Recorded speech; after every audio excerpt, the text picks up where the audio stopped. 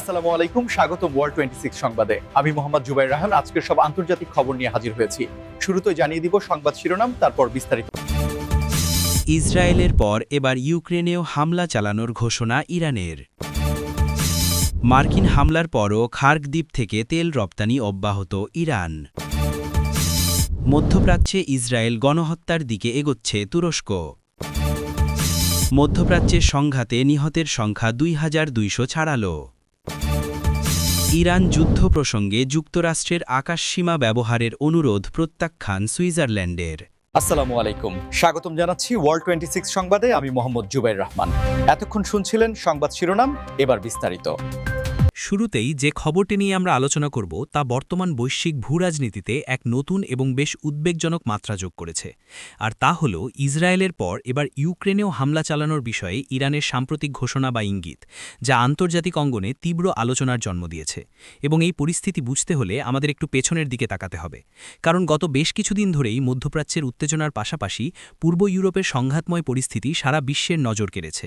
এবং বিশেষজ্ঞরা মনে করছেন যে ইরান ও ইউক্রেনের মধ্যকার এই সম্ভাব্য নতুন উত্তেজনা মূলত বৈশ্বিক পরাশক্তিগুলোর মধ্যে চলমান প্রক্সি ওয়ার বা ছায়াযুদ্ধেরই একটি নতুন রূপ, যেখানে সামরিক সহায়তা, ড্রোন প্রযুক্তি হস্তান্তর এবং ভূরাজনৈতিক জোটবদ্ধতা একটি বড় ভূমিকা পালন করছে। এবং আপনারা যারা নিয়মিত আন্তর্জাতিক সংবাদ অনুসরণ করেন তারা নিশ্চয়ই জানেন যে রাশিয়া ইউক্রেন সংঘাতে ইরানের তৈরি কামিকাজে বা শাহেদ ড্রোনের ব্যবহারের অভিযোগ অনেক পুরনো। কিন্তু এখন সরাসরি ইরানের পক্ষ থেকে এমন কোনো পদক্ষেপ বা হুমকির কথা সামনে আসার অর্থ হল সংঘাতের পরিধি আরও ব্যাপক আকার ধারণ করতে যাচ্ছে, যা ইউরোপীয় ইউনিয়নের নিরাপত্তা ব্যবস্থাকে নতুন করে ভাবিয়ে তুলেছে। এবং এর ফলে পশ্চিমা দেশগুলো হয়তো ইরানের ওপর আরও কঠোর অর্থনৈতিক ও সামরিক নিষেধাজ্ঞা আরোপের দিকে এগোতে পারে, যার সরাসরি প্রভাব পড়বে বৈশ্বিক সরবরাহ শৃঙ্খল বা সাপ্লাই চেনের ওপর। এবং আপনারা যদি একটু গভীরভাবে চিন্তা করেন তবে দেখবেন যে যখনই একাধিক ফ্রন্টে কোনো দেশের জড়িয়ে পড়ার খবর আসে তখন আন্তর্জাতিক বাজারে এর একটি বড় নেতিবাচক প্রভাব পড়ে, বিশেষ করে শেয়ার বাজার এবং নিত্যপ্রয়োজনীয় পণ্যের দামের ক্ষেত্রে। তাই ইউক্রেন ইস্যুতে ইরানের এই নতুন করে জড়িয়ে পড়ার সম্ভাবনা কেবল ওই দুটি দেশের জন্যই নয়, বরং সমগ্র বিশ্বের জন্য একটি বড় কূটনৈতিক এবং নিরাপত্তাজনিত চ্যালেঞ্জ হয়ে দাঁড়িয়েছে। এই অবস্থায় জাতিসংঘ এবং অন্যান্য আন্তর্জাতিক শান্তিরক্ষাকারী সংস্থাগুলোর ভূমিকা অত্যন্ত গুরুত্বপূর্ণ হয়ে উঠেছে, যাতে এই উত্তেজনাকে একটি বড় ধরনের যুদ্ধের দিকে মোড় নেওয়া থেকে বিরত রাখা যায়। এবং দর্শক, আপনারা এই নতুন ভূরাজনৈতিক মেরুকরণ নিয়ে কি ভাবছেন তা অবশ্যই কমেন্ট করে আমাদের জানাবেন, কারণ আপনাদের মতামত আমাদের কাছে অত্যন্ত গুরুত্বপূর্ণ। এবং ভিডিওটি যদি তথ্যবহুল মনে হয় তবে একটি লাইক দিয়ে আমাদের উৎসাহিত করতে ভুলবেন না, কারণ আপনাদের একটি লাইক এই ধরনের গুরুত্বপূর্ণ বিশ্লেষণ আরও বেশি মানুষের কাছে পৌঁছে দিতে সাহায্য করে। আমাদের পরবর্তী গুরুত্বপূর্ণ খবরটি আসছে বৈশ্বিক অর্থনীতি এবং জ্বালানি খাতের সবচেয়ে আলোচিত জায়গা থেকে, যেখানে খোদ মার্কিন হামলার পরও ইরানের খার্ক দ্বীপ থেকে তেল রপ্তানি অব্যাহত থাকার খবরটি গোটা বিশ্ব অর্থনীতিতে একটি বড় ধরনের বিস্ময় তৈরি করেছে। এবং এর পেছনের কারণগুলো বিশ্লেষণ করলে দেখা যায় যে ইরানের অর্থনীতি মূলত জ্বালানি রপ্তানির ওপর নির্ভরশীল, এবং তাদের মোট তেল রপ্তানির প্রায় ৯০% এই খার্ক দ্বীপের টার্মিনাল দিয়ে হয়ে থাকে, যা পারস্য উপসাগরের অত্যন্ত কৌশলগত একটি স্থানে অবস্থিত। এবং এই দ্বীপটির নিরাপত্তা ও পরিচালনা ইরানের জন্য কতটা গুরুত্বপূর্ণ তা এই ঘটনা থেকেই স্পষ্ট বোঝা যায়, যে এত বড় আন্তর্জাতিক চাপ এবং সরাসরি সামরিক ও অর্থনৈতিক হুমকির মুখেও তারা তাদের এই প্রধান লাইফলাইন সচল রাখতে সক্ষম হয়েছে, যা প্রমাণ করে যে ইরান তাদের তেল অবকাঠামোর নিরাপত্তায় ব্যাপক বিকল্প ব্যবস্থা বা ব্যাকআপ সিস্টেম তৈরি করে রেখেছে। এবং এই বিষয়টি আন্তর্জাতিক জ্বালানি বাজার বা গ্লোবাল অয়েল মার্কেটের জন্য একটি স্বস্তির খবরও বটে, কারণ বৈশ্বিক বাজারে তেলের সরবরাহ যদি কোনো কারণে হঠাৎ করে বড় ধরনের বাধার সম্মুখীন হয় তবে রাতারাতি অপরিশোধিত তেলের দাম বা ক্রুড অয়েলের প্রাইস ব্যারেল প্রতি আকাশচুম্বী হতে পারে, যার ফলে বিশ্বব্যাপী মূল্যস্ফীতি বা ইনফ্লেশন দেখা দেবে এবং সাধারণ মানুষের জীবনযাত্রার ব্যয় বহুগুণ বেড়ে যাবে। তাই মার্কিন যুক্তরাষ্ট্রের মতো পরাশক্তির চাপ সত্ত্বেও ইরানের এই তেল রপ্তানি চালিয়ে যাওয়ার বিষয়টি একদিকে যেমন তাদের অর্থনৈতিক ঘুরে দাঁড়ানোর ক্ষমতার বা রেজিলিয়েন্সের প্রমাণ দেয়, অন্যদিকে তেমনি এটি ওপেক প্লাস দেশগুলোর জন্য একটি বড় বার্তা বহন করে যে ভূরাজনৈতিক সংঘাতের মধ্যেও জ্বালানি সরবরাহ চেন পুরোপুরি ভেঙে ফেলা এতটা সহজ নয়।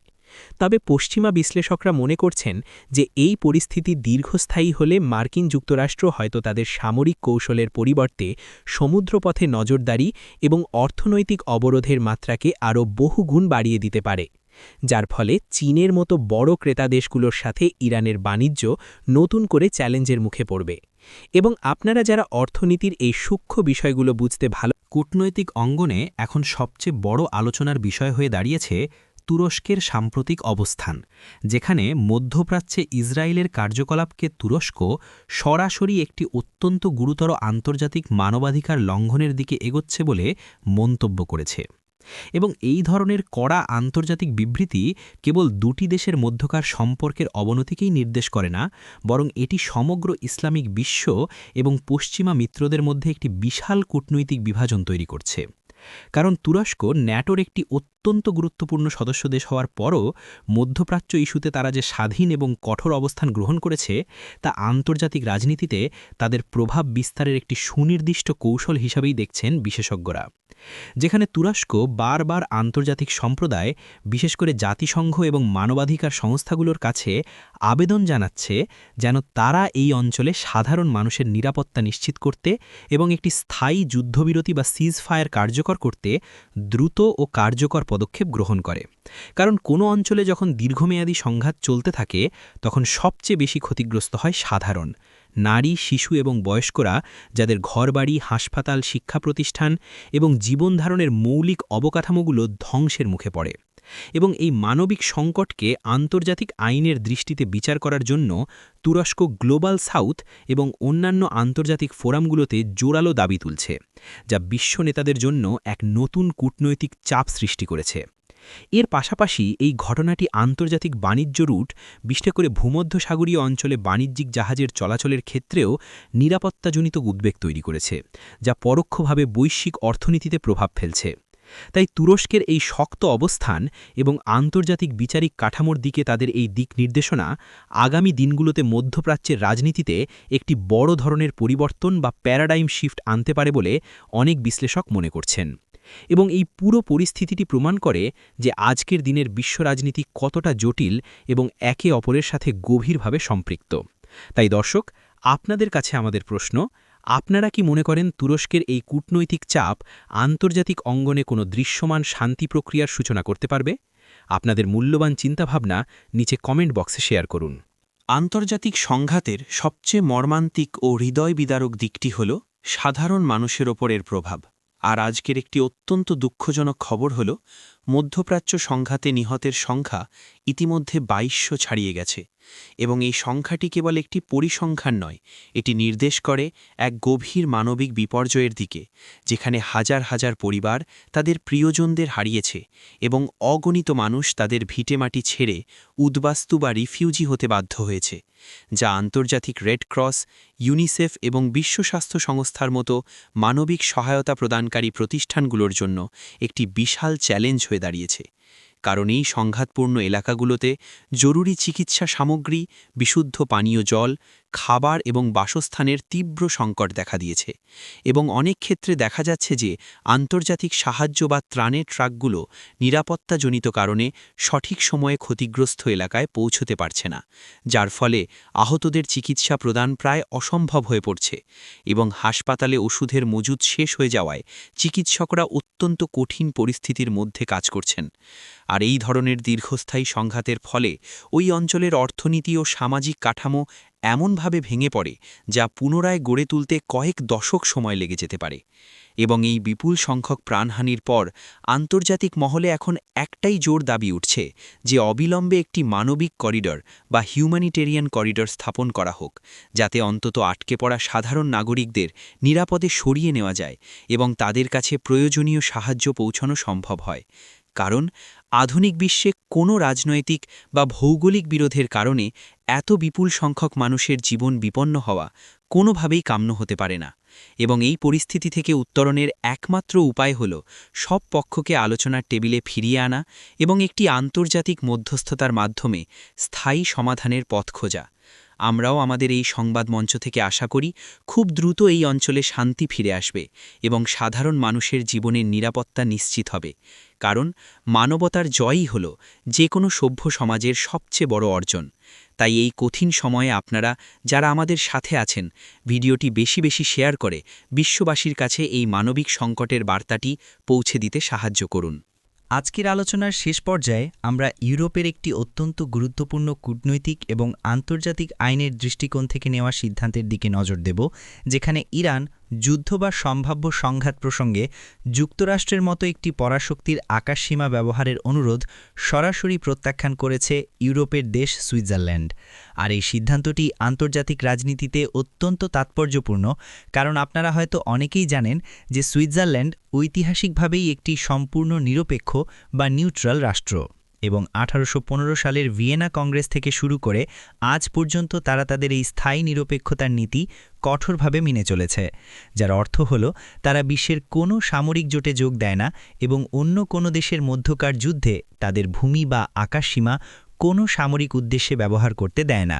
আর যুক্তরাষ্ট্রের এই অনুরোধ প্রত্যাখ্যান করার মাধ্যমে সুইজারল্যান্ড মূলত আন্তর্জাতিক আইন এবং জেনেভা কনভেনশনের প্রতি তাদের অটল প্রতিশ্রুতির কথাই পুনরায় বিশ্ববাসীকে স্মরণ করিয়ে দিল। এবং এই ঘটনার ফলে ইউরোপের অন্যান্য নিরপেক্ষ দেশগুলো যেমন অস্ট্রিয়া বা আয়ারল্যান্ডও হয়তো একই ধরনের পদক্ষেপ নেওয়ার ক্ষেত্রে উৎসাহিত হবে, যা পশ্চিমা সামরিক কৌশলগত পরিকল্পনায় একটি বড় ধরনের বাধা বা পরিবর্তন আনতে পারে। কারণ ইউরোপের কেন্দ্রস্থলে অবস্থিত সুইজারল্যান্ডের আকাশসীমা ব্যবহার করতে না পারলে সামরিক বিমান বা লজিস্টিক সাপ্লাই চেনকে অনেক ঘুরপথে তাদের গন্তব্যে পৌঁছাতে হবে, যা সময় এবং ব্যয় উভয়ই বাড়িয়ে দেবে। অন্যদিকে সুইজারল্যান্ডের এই পদক্ষেপ প্রমাণ করে যে বর্তমান বিশ্বে ছোট বা সামরিক দিক থেকে কম শক্তিশালী রাষ্ট্রগুলো চাইলে তাদের নীতি এবং আন্তর্জাতিক আইনের জোরে বড় পরাশক্তিগুলোর চাপকে উপেক্ষা করতে পারে, যা বৈশ্বিক ক্ষমতার ভারসাম্য রক্ষায় একটি অত্যন্ত ইতিবাচক দিক হিসেবে বিবেচিত হচ্ছে। এবং এই পুরো ঘটনাটি আমাদের শেখায় যে কূটনীতি এবং আন্তর্জাতিক আইন এখনও বিশ্বশান্তি বজায় রাখার ক্ষেত্রে অত্যন্ত শক্তিশালী হাতিয়ার হিসেবে কাজ করতে পারে, যদি দেশগুলো তাদের নিজস্ব নীতির প্রতি সৎ থাকে। তো দর্শক, সুইজারল্যান্ডের এই নিরপেক্ষ এবং সাহসী অবস্থান আপনাদের কেমন লাগলো তা আমাদের জানাতে পারেন। আর এর সাথেই আজকের মতো আমাদের খবরের গভীর বিশ্লেষণ এখানেই শেষ করছি। আশা করি আজকের প্রতিটি খবর এবং এর পেছনের কারণগুলো আপনারা খুব স্পষ্টভাবে বুঝতে পেরেছেন। এতক্ষণ সাথে থাকার জন্য আপনাদের অসংখ্য ধন্যবাদ। আমাদের চ্যানেলের সাথে যুক্ত থাকতে এবং দেশ বিদেশের সব গুরুত্বপূর্ণ খবরের বস্তুনিষ্ঠ ও বিশ্লেষণমূলক আপডেট সবার আগে পেতে চ্যানেলটি সাবস্ক্রাইব করে আমাদের পাশেই থাকুন। দেখা হবে পরবর্তী ভিডিওতে। সবাই ভালো থাকবেন, সুস্থ থাকবেন।